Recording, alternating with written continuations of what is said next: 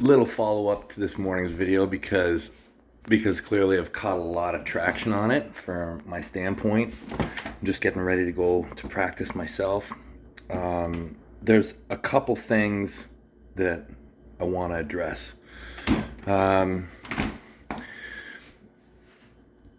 First thing I would say is I've seen some comments. People don't think I read the comments. I do read as many of them as I can. I don't get a chance to respond the way I'd like to, but people say arm wrestling is not a combat sport. It is a combat sport, guys. When people say that, I think, well, maybe you haven't arm wrestled that much, or maybe you haven't arm wrestled at any kind of a level. Put your hand on the table, and yeah, okay, we're not punching each other in the head. We're not, it's not a fight sport to the degree that boxing is, or kickboxing, or BJJ. But yeah, we break each other's arms. Muscles get tore.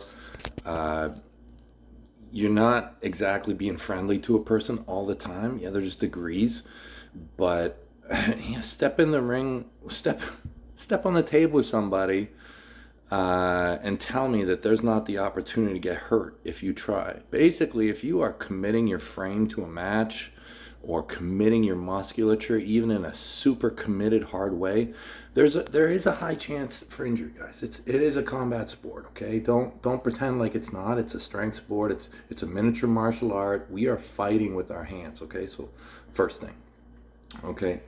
The second thing I'd say is, guys, this was an escalation, all right? You watch like the hype, the back and forth, the trash talking, the tensions were rising. There was a couple times that lines were crossed, gray areas were met. Let's talk about round two, okay? And listen, I don't have a problem really with any of it, because clearly, to me, tensions were rising and it was accepted by both athletes. If there had been a massive issue at any point in the match, I think that the athletes would have stopped and voiced their concerns to the promoter, who was right there, or the referee at a minimum.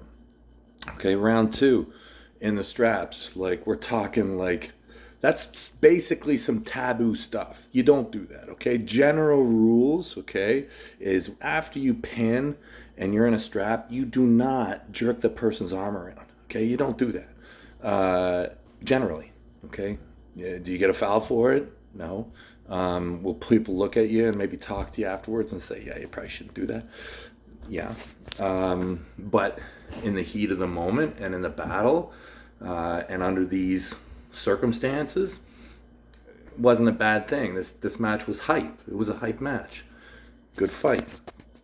The general softening of the sport of arm wrestling should not be encouraged, okay? The general belief that just the idea that anybody should get a ban or a fine for a match like that, and just no, it's a completely crazy idea. Listen, and another thing, people are saying, hey, you're defending your buddy, you're defending your friend. Yeah, John is my friend.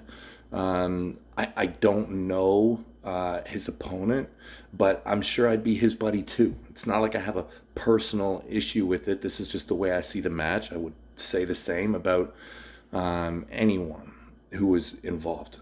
Was it questionable? Clearly it was questionable. I want to celebrate for a moment, okay? I want to go back in time just a little bit. One of the coolest things I've ever seen in the sport of arm wrestling, okay? And it's along the same vein, okay? So what we saw in the Kieran versus Uncle John match, the beginning was kind of the struggle with getting around the intentional slip, okay? If there had been fouls called, which, and I'm not saying that they should have been, okay? Please understand that I am fully in support of Arm Wars rules. I think they're great. But I also know that in the back of every arm wrestler's mind who's been arm wrestling for more than, a year or two, you probably started with the comprehension of WAF rules. That's where most guys start, myself included. And we all kind of understand what an intentional slip is. People are talking like losing. No, it's intentional slip. And as soon as you understand intentional slipping and the change to all slips go to straps, you understand that there's kind of a desire to punish that. And yes, I slip all the time. Okay, I'm not pretending like I don't. Okay, because it's part of the game and it's part of the things you need to be able to do to win. John in 2000 and what was it?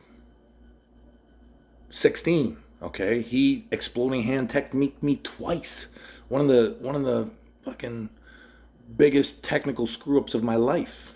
Hats off to John. Caught me with an exploding hand technique as I'm trying to slip out.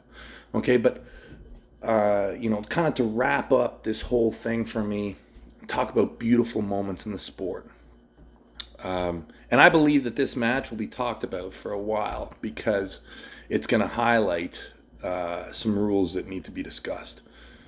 Whatever. I know what side I'm on, but I'll talk about one match that I will forever remember. It's a beautiful match, and I think it's. I don't know if the exploding hand technique was called this before this match or not.